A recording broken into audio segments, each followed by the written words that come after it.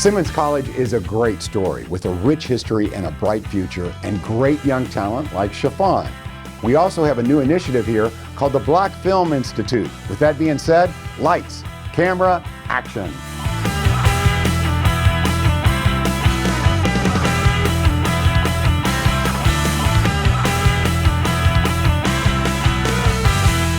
I am absolutely amazed at the number of dynamic, talented people here at Simmons College, and certainly Evelyn Gregory is one of them. She is also the director of the Black Film Institute. Evelyn, welcome in, and thank you for spending time with me. Thank you. Nice to meet you. Okay, I said dynamic, I said talented, but I'm telling you what, you've got your hands in a lot of fires here. You're doing a lot here at Simmons College.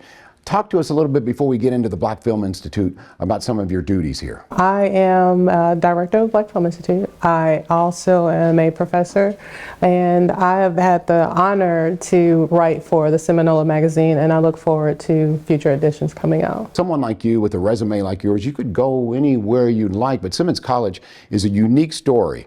You know, HBCU, there's no more of those, there's not any more of these, that was really close to over. And now it's not only revitalized, it's a great story. It is vibrant. Absolutely amazing. It is an amazing story, and it definitely was a huge reason. It goes along with my brand. I love diverse stories. I love telling our stories from our voices, and this was just an honor. It is an honor to be here and to be able to be here to tell Simmons' story. Black Film Institute, you're the director.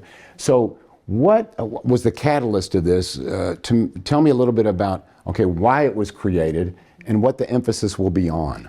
So our president and our founder, Dr. Reed, these stories, the stories that come out of Simmons College are impeccable and need to be told.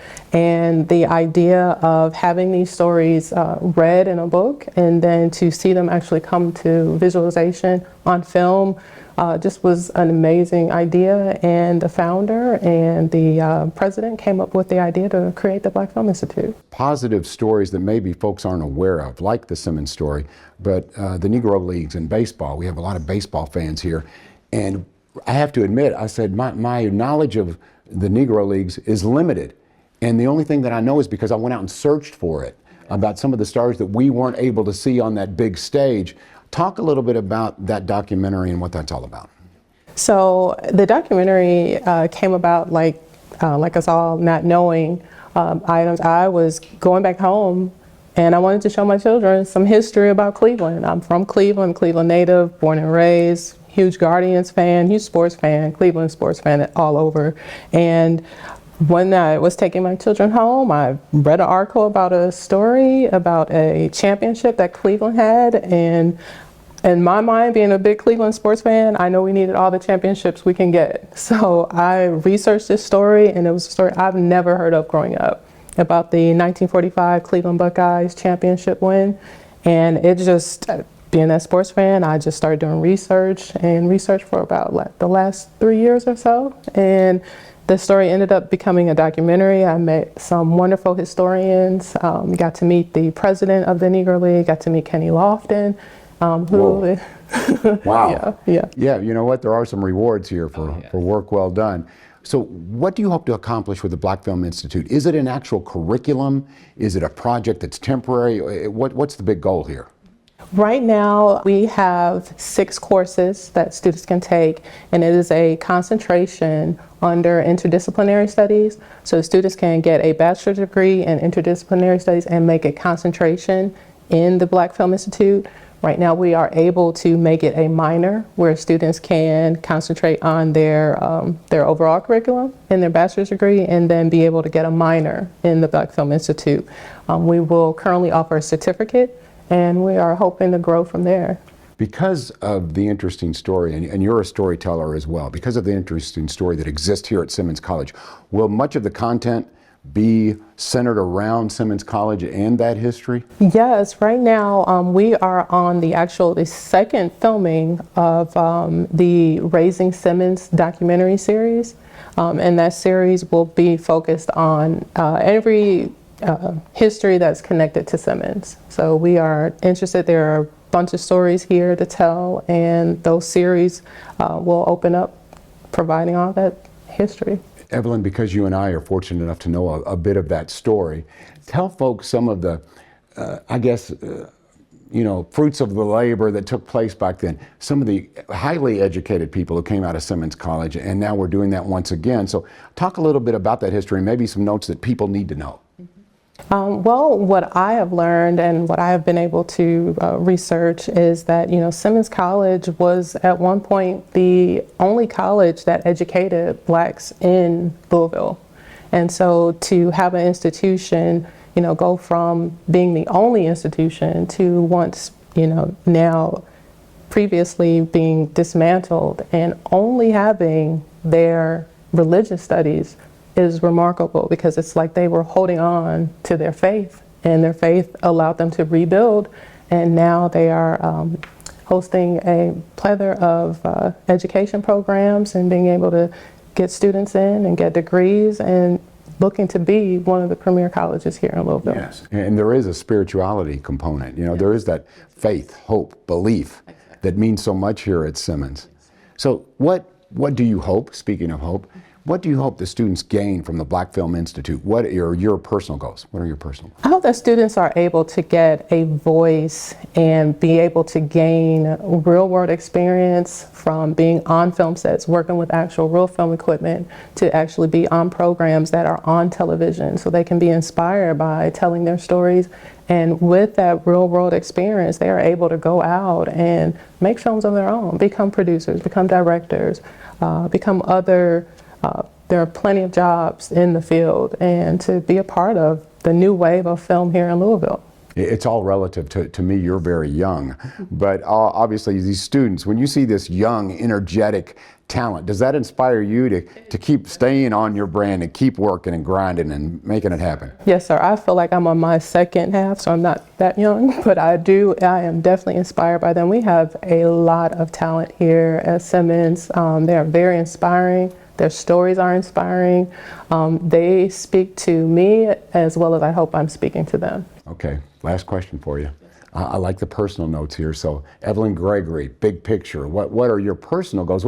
Where do you go from here? Obviously, you're making an impact daily here at Simmons College. What are your goals? As far as film, I feel like I am just getting started. I have a new documentary that is going to come out. I also have a series that I'm working on that is in development that will be shot here in Louisville. So after that, I hope to continue my film work in the industry. I have plenty of stories, plenty of scripts, plenty ready to go. You got a part for me? I sure will. I sure will write you one. I love you for that, Evelyn. Yes. She had the right answer right away. Yes. Evelyn Gregory, you're the perfect director for the Black Film Institute here at Simmons. Thank you so much. Thank you. All right, now you're beginning to understand all the talent that I was referring to, Evelyn Gregory being one. Again, it's the Black Film Institute. It's an exciting new initiative here at Simmons College.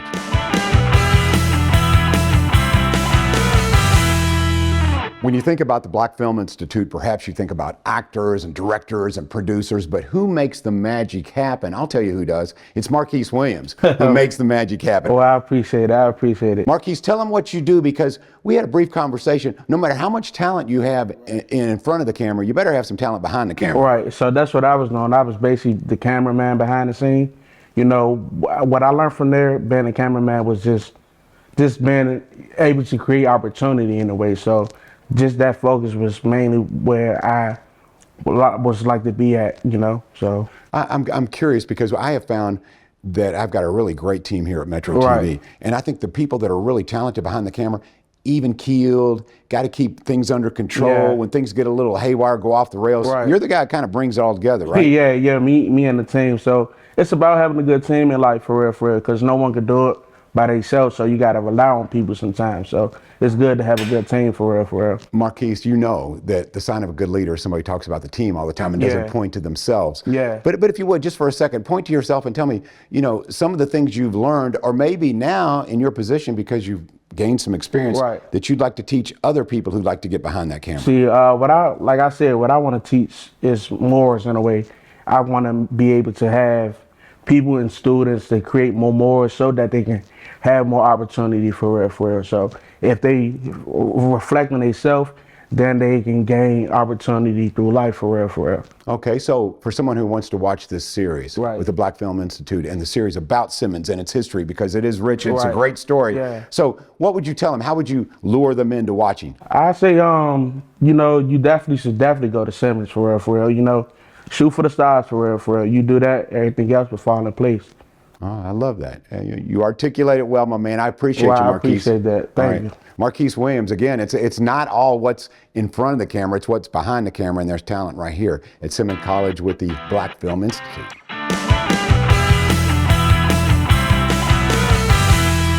As you can imagine, the Black Film Institute here at Simmons College has a lot of moving parts. Of course, there's the sets, there's the actors, there's the writing, the producing, and of course the music that will accompany these films. And with me now is Fred Bogert, and Fred is artist in residence. Fred, welcome and thank you for your time. I really appreciate you. Good to meet you. Okay, your resume is so impressive, but I want to talk a little bit about, because when I read the word Grammy, I go, okay, now you've got my attention. So talk about your association with the Grammys. You have a few. Here it is. They aren't a Grammy for me. They're Grammys. 3 times I produced and recorded and engineered and wrote songs for and performed on albums that ended up being nominated for Grammys.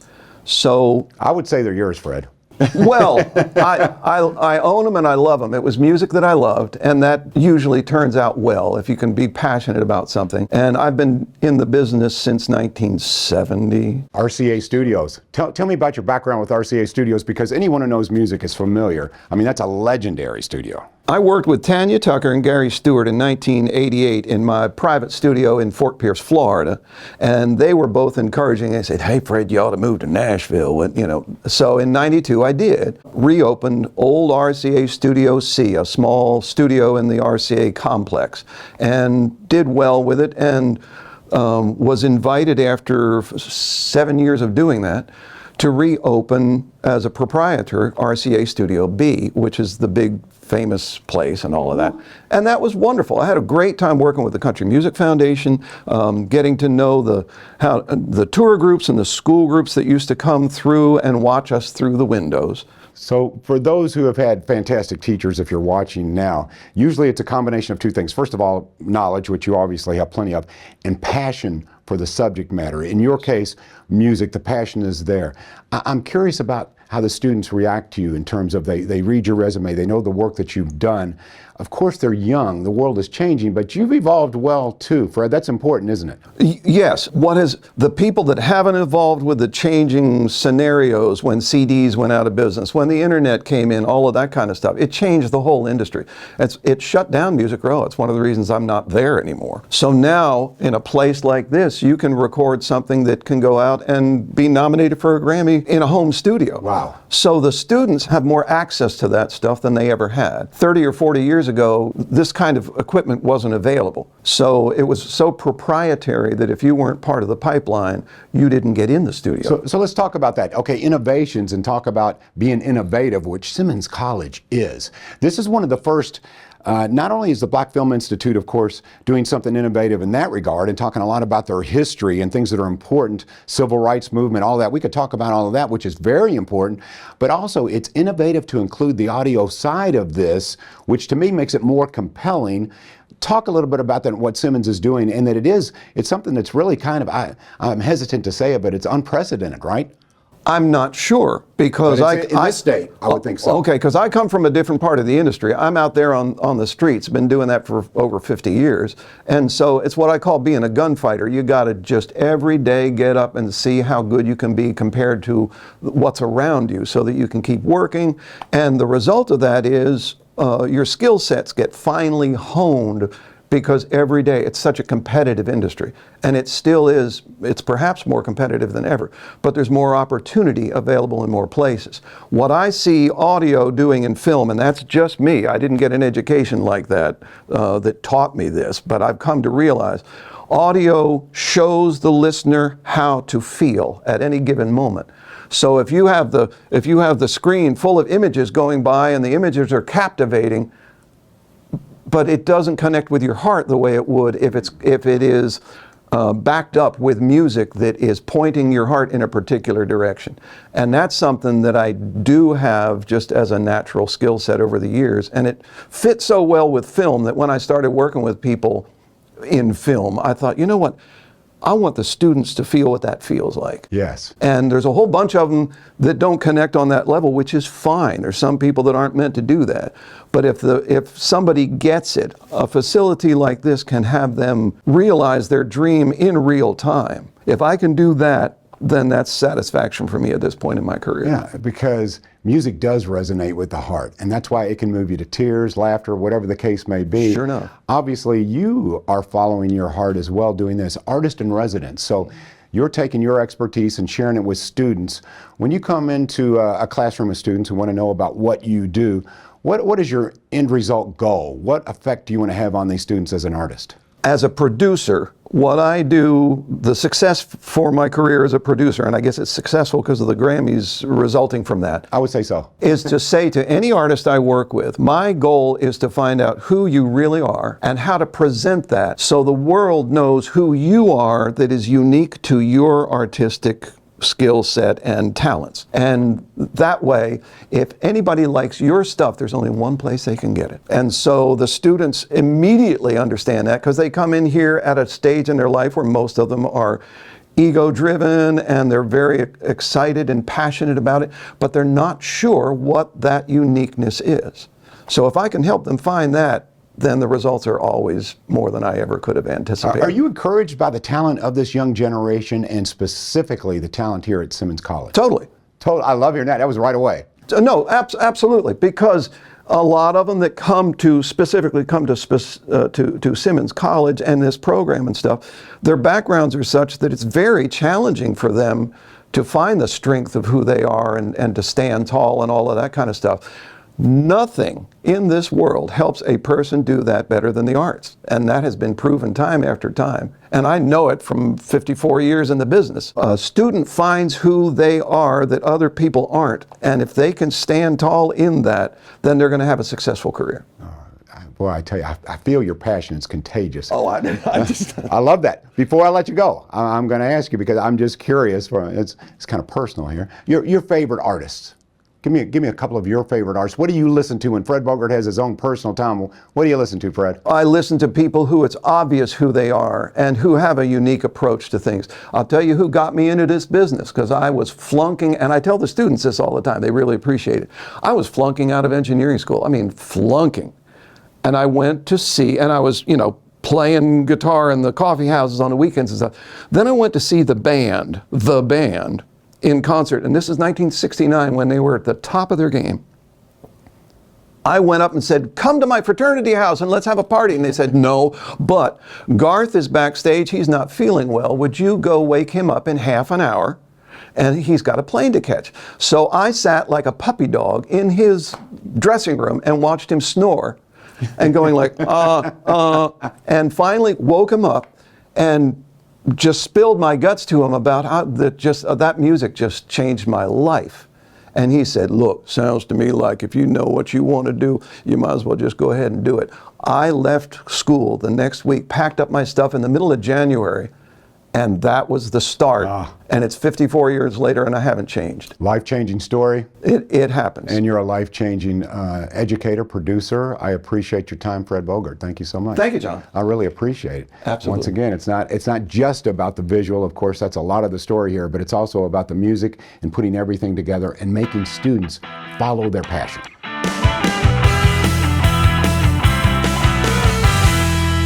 You can't talk about this exciting new initiative, which is the Black Film Institute, without talking to a producer and talented student. Jalen Montgomery Lewis joins me now. Jalen, thank you for your time. Of course. Hello, John. How are you? I'm doing great now, much better. I love your energy. Let's Thank you. Let's cut to the chase here. You are a producer of the second episode for the Yes. Black Film Institute. What does your episode focus on? Yeah, so when I was originally brought the opportunity to work on this as a student producer, I really wanted to tell the story of Simmons College of Kentucky through the history and the new legacy, the old legacies from the students' point of view. being a part of so many initiatives here at Simmons with the fashion show and the Royal Court and the dance team, which brought me here to Simmons by way of scholarship, I really wanted to share the stories of how students from all over America got to Louisville, Kentucky, to Louisville's only HBCU, the last accredited HBCU in the comeback school from the student's point of view. It's been such an amazing experience. So many talented people, including yourself. Constitutional law, that was your focus. Yes. You're a dancer, you're an actress, well, you do it all, don't you, Jalen? Yes, and I'm blessed to have the opportunity here at Simmons to be able to do it all. I feel like at bigger institutions, you kind of get wrapped up in being a number, but not here. You get the opportunity to be a part of so many things, and I like to call our students the living legacies. Because Simmons was the last accredited HBCU, the last accredited HBCU, we're able to build our legacy as we go. I know that I'm the 7th or the 6th Miss Simmons College of Kentucky, but I just got the opportunity to crown the 7th. And for us to not even be in double digits, we're gonna be legacies at one point. And that's just very important to me. And it's what made me really fall in love with Simmons when I got the opportunity to come here. So Jalen Montgomery Lewis, your episode, Yes. we always talk about when we watch a film, the takeaway. What's the Yes. takeaway for the audience with your episode? Yes, so I really want the takeaway to be our comeback. I feel like time and time again, Simmons just gets tossed into the category, oh, it's a new school, or that little Bible college in Louisville, but we're an institution that offers so much more and is growing daily. We just was able to buy our first dorm that's actually Simmons College of Kentucky's dormitory. So we talk about that a little bit in the film. We talk about the beginning of the band, because our band just got started in 2015. So we talk about the beginning of that. We get to talk about how our first women chief of staff, Ms. Myra Rock, she gets to talk about a little bit of what she's bringing to the school. It just kind of touches on everything that's new and that's building at Simmons College. So many great stories. HBCU that is, I'm telling you Yes. what, it is not only successful, it is vibrant, it's growing, it's exciting. So It's a family, and it's a brand new world that's really going to change the world of Louisville, Kentucky, the world around us in America. I feel like one day Simmons College of Kentucky is going to be a household name. my goodness, wow, you are the Yes. right person to talk to, Jalen. Thank you so much. Yes, of course. Thank Once you, again, John. Black Film Institute, you should be as excited as I am. Certainly Jalen is, and you should be too.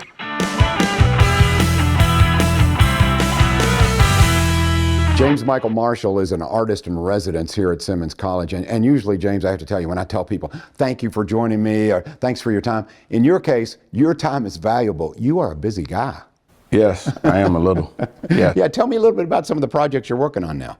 At Simmons, we're trying to build with Miss Professor Gregory.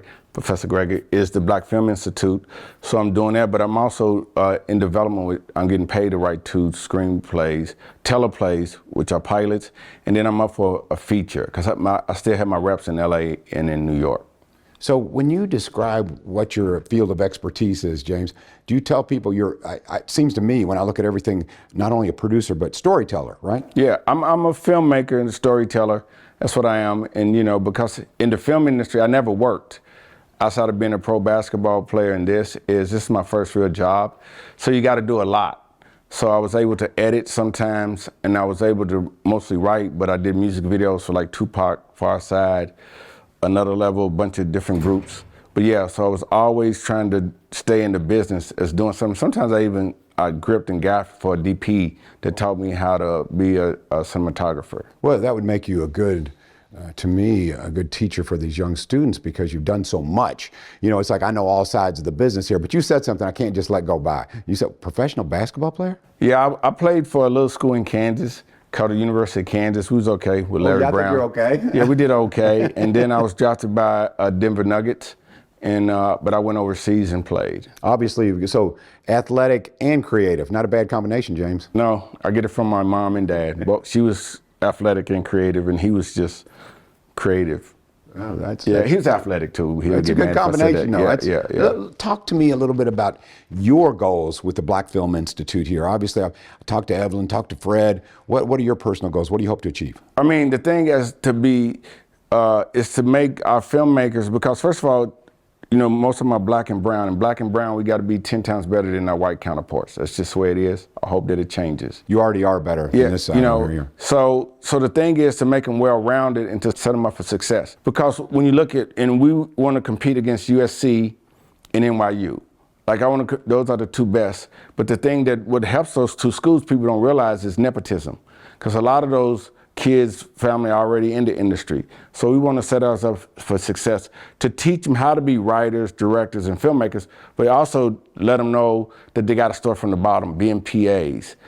How do you keep a job to work your way up the ladder? Because when you graduate, nobody's going to hire you to be a director. And to get them to see how the real world works by getting them in real world projects. So when they leave us, they already have credits on real projects. So they'll be ahead of the game. So it's like, give them a realistic grasp on the business, correct? Yes. You gotta give them a realistic grasp. The 3 questions I always tell people when you first go to Hollywood, they take you serious. They say, who's your agent? Who's your manager? Who's your lawyer? If you don't have those 3, people don't really listen to you. Whoa, interesting. That's it. They know right there where you are. That's why I always tell people, when you look at your IMDb page, nobody cares. They look on the left side. Who is talking about you when you're not in the room? So what is the next step for Simmons? When you see Simmons with the process and where it is now, where the improvements need to be made, or what is already maybe on the right track?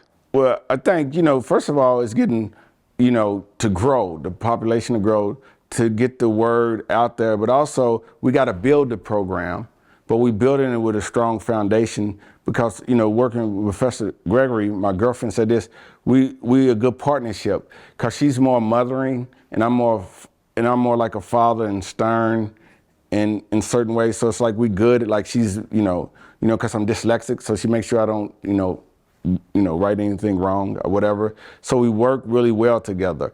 And I think that's it, but also building out, like getting more professors in that understand what it is to tell great stories, but also what it is to prepare kids like NYU. Because if you look at NYU and USC, they got a lot of professionals that teach, that work in the industry. And that's what we want, is to get a lot of professionals who are working in the industry, because we don't want to give the kids philosophy. We want to say, this is how it works, like a deck, right? So a lot of people make pitch decks, and I did this thing in Louisville. You only have a pitch deck when you don't have a good agent, because people read the scripts. That's just an excuse to keep them from reading your stuff. Because, my mentor taught me this. He gave me a piece of paper one day, and he was Jim Miller, that was the president of Warner Brothers. He said, how much is this piece of paper worth? He goes, nothing. So I put my name on it. He goes, now you know how much it's worth? Not that much. But if we put Denzel and we put Tom Hanks, now it's worth $50 million. So you got to know the value of the paper, and that's what we want to teach the kids, how it really works in the business. Your script doesn't mean nothing unless the right person brings it in a room. You have the right attachment. That's you right, mean the nothing. Text, the right actors, everything. Yeah. Unless you talent. So how can people make money off of you? And our kids got to understand that. If they can't make money after you, then they're going to say, thank you for bringing my coffee. James, you know what I love? You are like tough love teacher. It's like, look, I'm going to tell you the truth. Don't get me wrong, develop your skills, retain your passion, but here's the truth, right? Yeah, here's the truth. It's like everybody thinks they can play in the NBA when they're 15. But, what I tell people is this. My father would have been one of the first drafted in the NFL if he hadn't got hurt, because they put him in the Army in this integrated troop in the 50s to see if blacks and whites could play together. And 6 of those guys went to the NFL. And my father was the best on the team, but that's why he has 4 kids that were Division I athletes, right? So the thing is, it's not an accident. So yeah, you can be a Division I athlete, but to be a pro, it's not an accident. It's how you work and be prepared, and then it's luck that you don't get hurt. So with our kids, we want to tell them the truth, because it takes luck, but luck is when you're very prepared. And you have to be prepared, and you're not going to get the same opportunity as Steven Spielberg's grandson. There we go.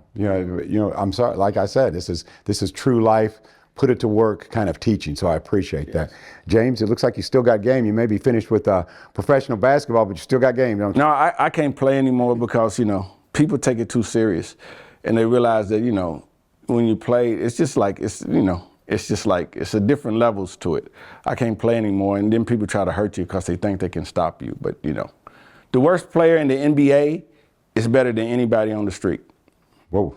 Yeah, but there you go. Again, tough love. I'm sorry, got to wake you up here, right? Yeah. It's like all you're the not best that players good. are in the NBA. I'm sorry. Well, I really appreciate Yeah. your insight and perspective is interesting, and I do think that with your talent. Hey, by the way, worked with Tupac Shakur? Yeah. Woo. Okay, we'll stop right there. Thank you. That's a story for another day. We got to get you back on. Okay. All right. Once again, it's the Black Film Institute here at Simmons College. Fascinating people like James.